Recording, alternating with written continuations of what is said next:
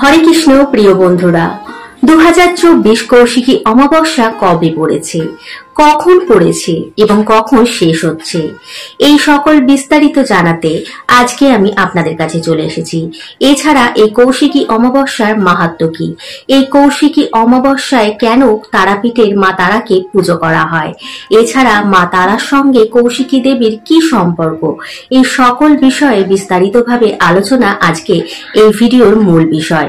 তো চলুন ভিডিওটা দেখতে থাকুন এবং অনেক নতুনত্ব কিছু জানতে থাকুন।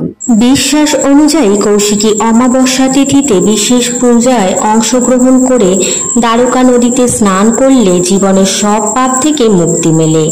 এই দিন সঠিক উপায়ে তন্ত্রক্রিয়া সম্পন্ন করলে জীবনের সমস্ত বাধা বিপত্তি কেটে যায় খুব সহজে।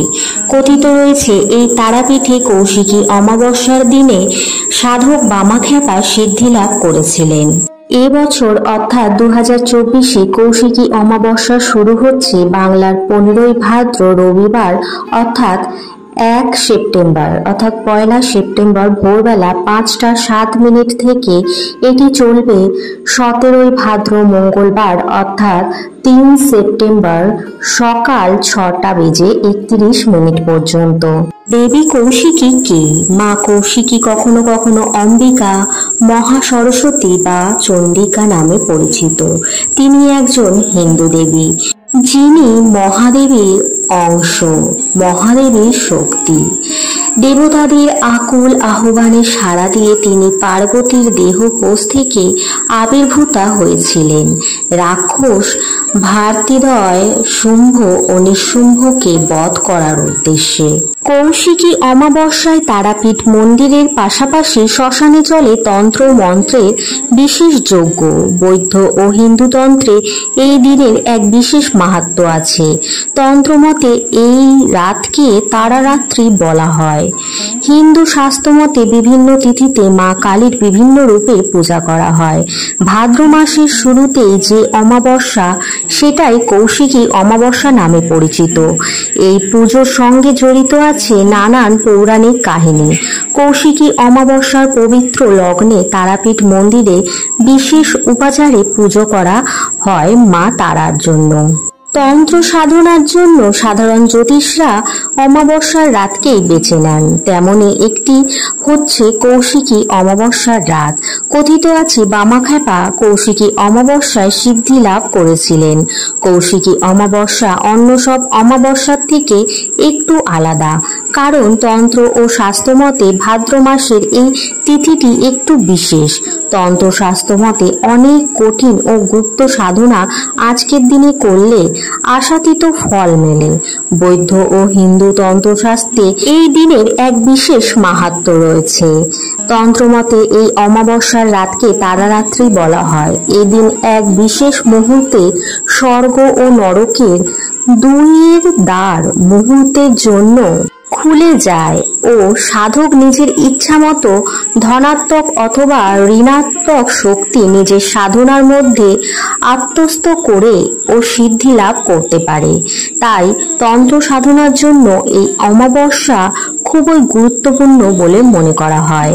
দেবী কৌশিকীর কালো মেঘ বরণের মতো আবরণ ও দেহকোষ যখন মান সরোবরে উদ্ভূত হয় তখন দেবী সৌন্দর্য আলোক সমান হয়ে ওঠে। অন্যদিকে লক্ষ্মীতন্ত্রে জানা যায় ইন্দ্রকে দেবী লক্ষ্মী জানিয়েছিলেন তিনি হলেন সেই শক্তি যিনি গৌরী থেকে কৌশিকী রূপ ধারণ করেছিলেন। তিনি অসুর ভাতৃদ্বয়কে বধ করেছিলেন।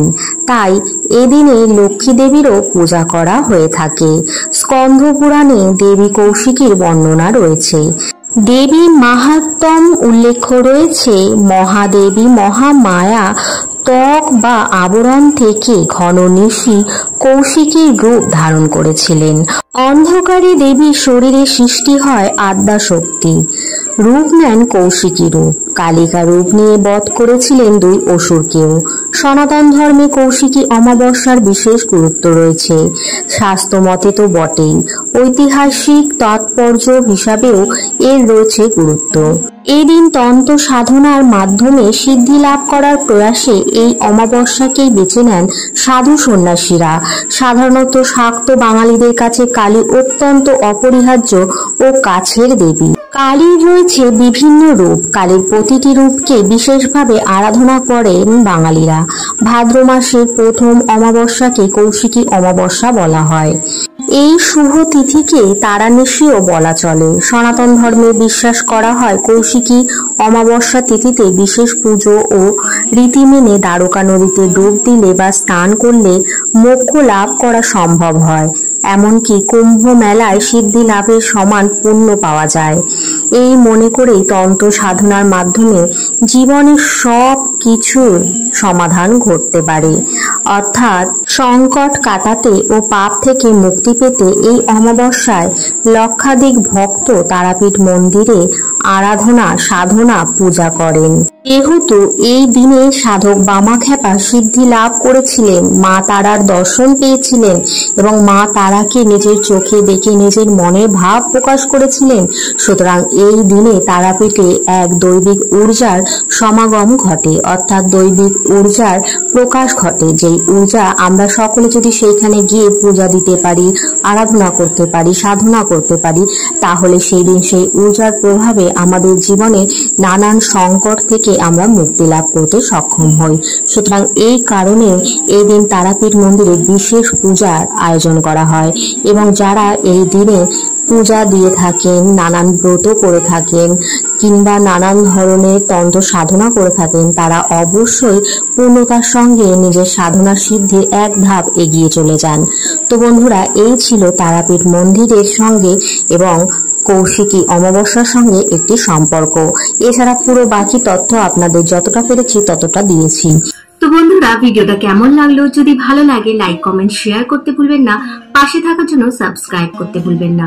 বেল বাটনটাকে অবশ্যই প্রেস করে দেবেন যাতে আমার ভিডিওর প্রতিটা নোটিফিকেশন আপনাদের কাছে সবার আগে পৌঁছে যায়।